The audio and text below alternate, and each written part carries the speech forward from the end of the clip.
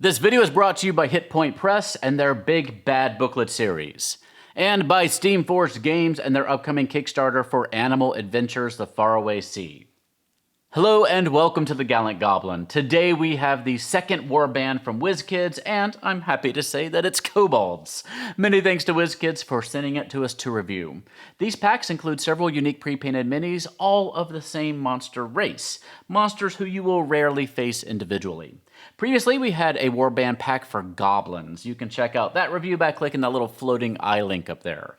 But before we jump in, if you like kobolds, one of my favorite designs we've come up with yet is our Rainbow Kobolds. We have our new Rainbow Kobold shirts on our regular web store, but you can get the design on a lot of other products from our Redbubble store, like cell phone cases, bath mats, notebooks, tote bags, and so much stuffs. I particularly like our little Kobold coffee cup here, a little coffee mug. You can see our shirts at gallantgoblin.com/shop and the other products at the Redbubble link in the video description down below. But now let's take a look at our brand new Kobold minis. Let's start with the figures labeled Kobold and the so-called Kobold Underling. Kobolds are, of course, classic D&D creatures. Kobolds actually predate D&D in Gary Gygax's work, being in a supplement that he designed for a wargame named Chainmail. They were originally described as, quote, creatures similar to goblins. It wasn't until 3rd edition that the kobolds really gained their dragon-like appearance and origin. In 5th edition here, they were introduced in the monster manual with stat blocks for a CR 1/8 regular kobold and a winged kobold. The Kobold Underling has a stat block in the Explorer's Guide to Wildmount, where he is indeed armed with a short sword and a hand crossbow. He's unique in that he explodes shortly after death. The regular kobold here is getting ready to let loose with his sling with a pretty cool little wind effect. Here are our two Kobold Commoners. Kobold Society was expanded upon in 5th edition in Volo's Guide. Not only do you get information for loads of new types of kobolds, some of which we'll get to shortly, you also get information on their daily life. Many toil away as scavengers and tunnelers, building warrens in which they lay eggs and raise young. They aren't warlike, like orcs and gnolls. When left to their own devices, they try to avoid attention and just live their own little lives. There's a CR 0 Kobold Commoner stat block in the Sunless Citadel. This is the Kobold Dragonshield, a champion of the tribe. They usually begin life as a regular old kobold. Sometimes they're given more power by a dragon or other source, and sometimes they just show an unusual amount of bravery for their usually cowardly kind. They defend the warren with their shield and their spear, and they try to rally the fellow kobolds in the face of invasion. They have a CR 1 stat block. Keep in mind that Volo's also made kobolds playable, and this, among all the others in this set, could be used for a PC mini. Here we have one of my favorites, the Kobold Inventor. The Kobold Inventor has one of the craziest, longest stat blocks in all of D&D, especially for a creature with a CR 1/4 stat block. The Inventor comes armed with every crazy contraption that its deranged MacGyver mind can think of, including grub pots, a wasp nest in a bag, acid, alchemist fire, and a scorpion on a stick, among many other things. Just the absolute best low-level monster in D&D. His stat block is in Volo's Guide. Next we have the Kobold Scale Sorcerer. There are not many kobolds with innate arcane talent, so when one does show that spark, they immediately become a very important member of the tribe.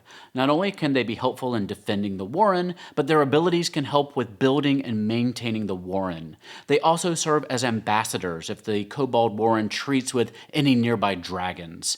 And despite those cobbled together wings, they do not have a flight speed. The Kobold Scale Sorcerer has a CR 1 stat block in Volo's Guide. And finally, this is the actual winged kobold. A choice few kobolds are born with leathery wings and are capable of flight. Among the kobolds, they're known as Urds, and their wings seem like a gift from Tiamat, the dragon queen. Other kobolds aren't too fond of the Urds because they tend to sit at the cool table at lunch, and the other kobolds aren't welcome in their cool kobolds club. Even the actual scale sorcerers want in on the wing game. They have a flight speed of 30 feet and a CR 1/4 stat block in the monster manual. As you may know, I absolutely love kobolds, and we're deep into designing some of our own new kobold content for you, not to mention our kobold plushies and even minis. So this is a very welcome set for me. I also love the fact that we're getting warband sets like this because having just one or two kobold minis isn't really setting you up for a true encounter with a group of kobolds in the game. It's super rare to encounter a kobold out by himself, unless Chris Perkins happens to be sitting at your table with a death wish. Here we can see our new kobolds alongside some of our previous kobold minis. And here you can see our new kobolds next to the differently designed Pathfinder 2nd Edition kobolds to see how well they go together. The Pathfinder kobolds really embrace the multicolored nature of the race, while D&D seems to really like their red kobolds, even though the books indicate that they can come in a variety of different colors and patterns. The Kobold Warband has an MSRP of $44.99 and is expected in July 2021, though like everything else these days, nothing is set in stone. Our next warband will feature orcs. It's currently scheduled for August and will also feature 8 figures, and it looks amazing. What warband do you want to see next? I'm kind of curious to see what a Yuan-Ti warband would look like. There's just so much diversity of the Yuan-Ti forms, so I think it would be a really fun set. But let me know what you think of this set and what warband you want to see in the comment section down below. Many thanks to our sponsors for this video, for Steamforged Games and their upcoming Kickstarter for Animal Adventures: The Faraway Sea. This new book in their amazing Animal Adventures line brings you new awakened animal races to play as, a new island chain setting that you can drop into your regular D&D game, new adventures for your cute little animal adventurers, new magic items, enemies, NPCs, and more. Plus new animal minis by mini extraordinaire Russ Charles, who made the minis for Critical Role, and a ton of new beautiful art. Click the link in the video description down below to be signed up to be notified when the Kickstarter launches on July 20th, and don't miss out on the Kickstarter exclusive Baby Kraken Mini. That's Animal Adventures: The Faraway Sea. And thank you to Hit Point Press and their Big Bad Booklet series, a monthly zine about boss monsters for 5th edition.